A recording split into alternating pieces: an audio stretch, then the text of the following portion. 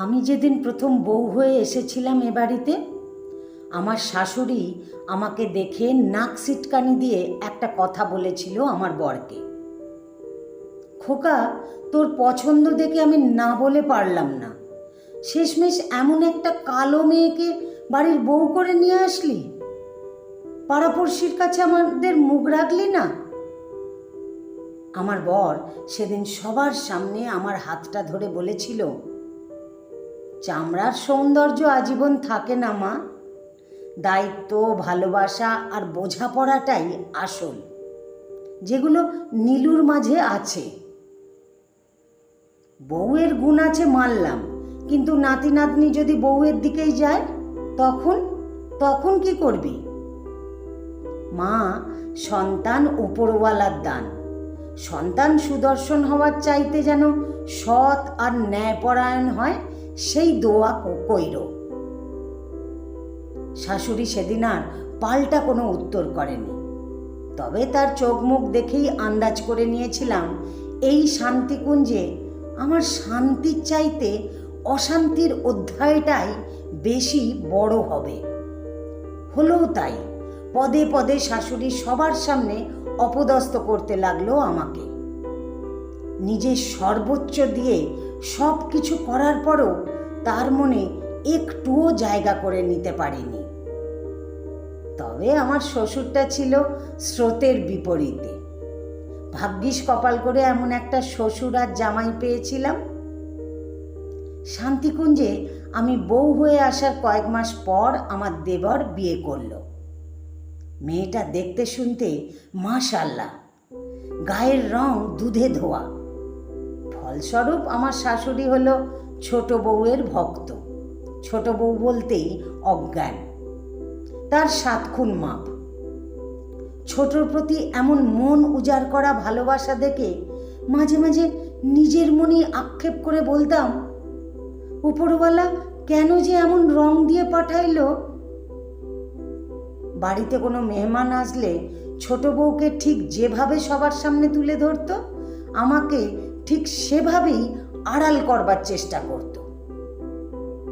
কেউ ভুলক্রমে জিজ্ঞাসা করলে বলতো, বড় খোকাটা কোত্থেকে যে ধরে এনেছে ওপরওয়ালাই ভালো জানেন। কত শখ ছিল বাড়ির বড় ছেলের ধুমধাম করে বিয়ে দেব। সেগুড়ে বালি, বলা নেই কওয়া নেই, ধুম করে বাড়ি এনে হাজির হলো। মায়ের কথা শুনে দেখতাম তারা আমার দিকে ব্যঙ্গাত্মক দৃষ্টিতে তাকিয়ে মুখ টিপি দিয়ে হাসছে, যেন আমি চিড়িয়াখানা থেকে পালিয়ে আসা কোনো চতুষ্পদ জন্তু। দিনের বেলায় হয়ে যাওয়া সারা দিনের ঘটনাগুলো যখন নীরব রাতের আঁধারে মস্তিষ্ক জুড়ে ভিড় করত, তখন নিজের অজান্তেই 2 চোখ জলে ভরে উঠত। বিয়ের ঠিক 1 বছরের মাথায় আমার শ্বশুর মারা গেলেন। বাবা নামক শব্দের গভীরতা আর বাবার শূন্যতা সেদিন খুব করে অনুভব করেছিলাম। জন্মের পর বাবাকে দেখিনি, কখনো তার আদর সোহাগও পাইনি। তবে বিয়ের পর শ্বশুর আমার সেই অপূর্ণতাটা পূর্ণ করে দিয়েছিলেন।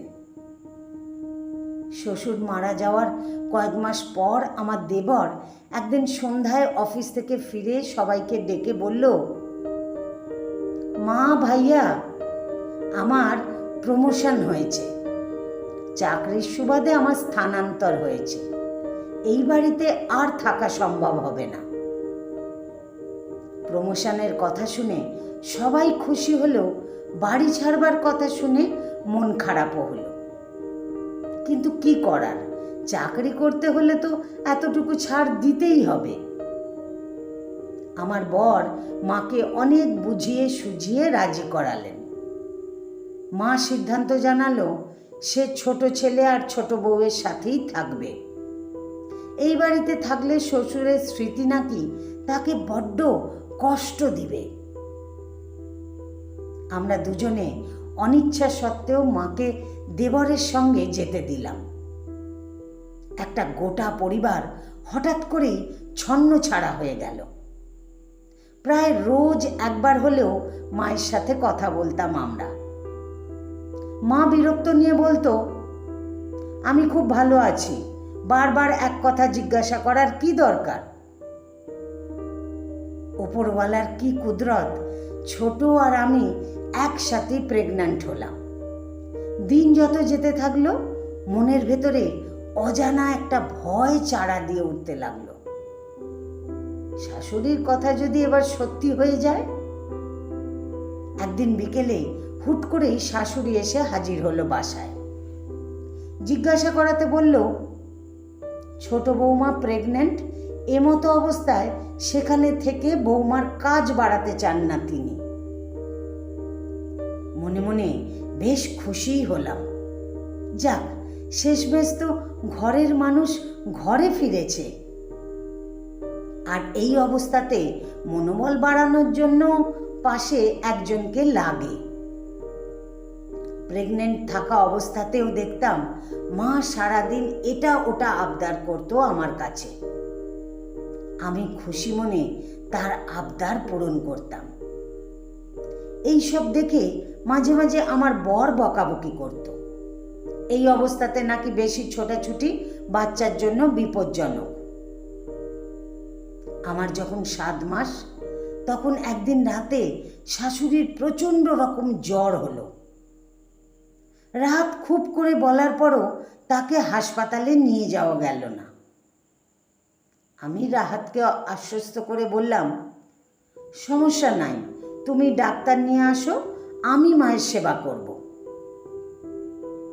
রাহাত অবাক হয়ে বলল, তোমার নিজেরই এখন দেখভাল করানোর জন্য একজনকে লাগবে, তুমি কিভাবে আরেকজনের সেবা করবা?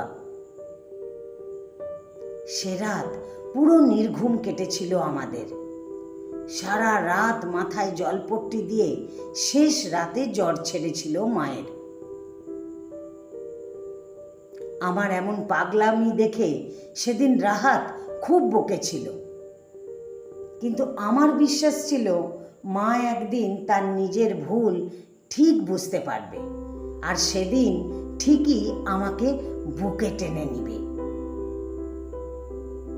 8 মাসের মাথায় আমি চাইলেও মায়ের আবদার আর পূরণ করতে পারতাম না। পেটের ভারে চলাফেরা করা মুশকিল তখন। সকাল বিকাল কাজের বুয়া এসে যা করার করে দিয়ে চলে যেত, কিন্তু মাকে দেখলাম তিনি কেমন যেন একটু বেশি খিটখিটে হয়ে গিয়েছেন। একদিন দুপুরে পেটে অসহ্য ব্যথা নিয়ে শুয়ে আছি, দেখি মা চিল্লাচ্ছে। কোনো রকম দেওয়াল ধরে বেরিয়ে গিয়ে জিজ্ঞেস করলাম, কি হয়েছে মা? শাশুড়ি ঠোঁট বাঁকিয়ে বলল, আমি আর তোমাদের বাসায় থাকবো না। এই কয়টা দিন এসেছি তাতেই এমন অবহেলা, না জানি একভাবে থাকলে কি জুড়তো কপালে। কেন মা, কি হয়েছে? কি হয়নি সেটা বলো। মা কি আমি হইনি? প্রসবের আগের মুহূর্ত পর্যন্ত একা হাতে সমস্ত কাজ করেছি, শ্বশুর শাশুড়ির খেদমত করেছি। আর আজকালকার মেয়েরা গর্ভবতী হয়েছে কি হয়নি অমনি শুরু কত রং ঢং। আমি আজকেই ছোট ছেলের বাসায় চলে যাব। আমি আটকানোর চেষ্টা করলেও রাহাত আটকানোর চেষ্টা করেনি। আর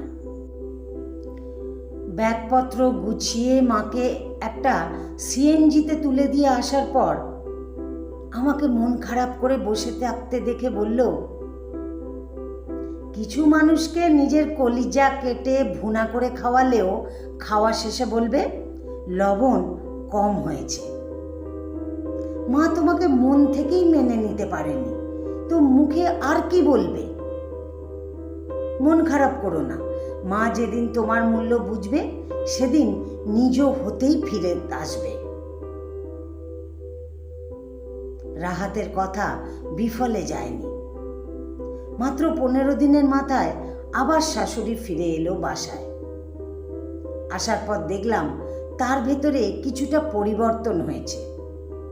আগের মতো আমাকে আর হুকুম করে না, যতটুকু সম্ভব নিজের কাজ নিজেই করে, না পারলে তখন বুয়াকে বলে। একদিন বিকেলে ব্যালকানিতে বসে আছি, হঠাৎ করে শাশুড়ি একটা বাটি ভর্তি স্যুপ নিয়ে গিয়ে বলল, বৌমা, স্যুপটা খেয়ে বলো তো কেমন হয়েছে। শাশুড়ির কথা শুনে আমি থ মেরে রইলাম কিছুক্ষণ। আমি কি সত্যি দেখছি? কি হলো, ধরো। স্যুপের বাটিটা নিয়ে মুখে দিতেই পরম তৃপ্তিতে চোখ বুজে এলো আমার। শাশুড়ি আমার মাথায় হাত রেখে বলল, বৌমা, তোমার উপরে অনেক অত্যাচার করেছি, পারলে ক্ষমা করে দিও আমায়। কি করব বলো, আমি চাইনি তোমার উপর কঠিন হতে, কিন্তু শাশুড়ি নামটা হয়তো আমাকে অমন বর্বর বানিয়ে দিয়েছিল। কেন জানো? আমি কোনো কথা না বলে মুখ তুলে তাকালাম। শাশুড়ি আবার বলা শুরু করলো, আমি বরাবরই চেয়েছি আমার সাথে হওয়া অন্যায়গুলো তোমার ওপর তুলতে। তোমার শ্বশুররা 3 ভাই ছিল, সবার বড় ছিল রাহাতের বাবা। দেখতে শুনতে আমি আর 2 জনের তুলনায় কম সুন্দরী, আর অর্থবিত্তের দিক দিয়ে তোমার শ্বশুর দুর্বল হওয়াতে শাশুড়ি আমাকে উঠতে বসতে অপদস্থ করতো সবসময়। তাঁর অবহেলার জন্য আমার 2টো সন্তান মারা গিয়েছে। তাই তুমি যেদিন এ বাড়িতে প্রথম আসলে, আমিও আমার শাশুড়িকে আমার ভিতরে ধারণ করে নিয়েছিলাম। এই কয়দিনে নিজের মনের সাথে অনেক যুদ্ধ করেছি, প্রশ্নবিদ্ধ হয়েছি বারবার নিজের বিবেকের কাছে। আমার সাথে হয়ে যাওয়া অন্যায়ের প্রতিশোধ নিতে আমি যদি শাশুড়ির রূপ ধারণ করি, তাহলে দুজনের ভিতরে পার্থক্য রইল কোথায়? হয়তো আমার মতো তুমিও তোমার ছেলের বউকে একই ব্যবহারটা ফিরিয়ে দেওয়ার চেষ্টা করবে। কিন্তু ছোট ছেলের বাড়ি গিয়ে বুঝেছি, মেয়েদের রূপে নয়, গুণেই পরিচয়। আমাকে ক্ষমা করে দিও বৌমা। আমি মায়ের হাত জোড়া মাথার ওপর নিয়ে বললাম, বাবা মায়ের হাত ক্ষমা চাওয়ার জন্য নয়, সন্তানদের আশীর্বাদ করবার জন্য। মা আর কিছু বললেন না, পিছন থেকে আমাকে তার বুকের সাথে চেপে ধরলেন। বুকে মাথা রেখে স্পষ্ট শুনতে পাচ্ছি মায়ের হৃদয়টা কেঁপে কেঁপে বলছে, নিতু, তুই জিতেছিস, তুই জিতেছিস।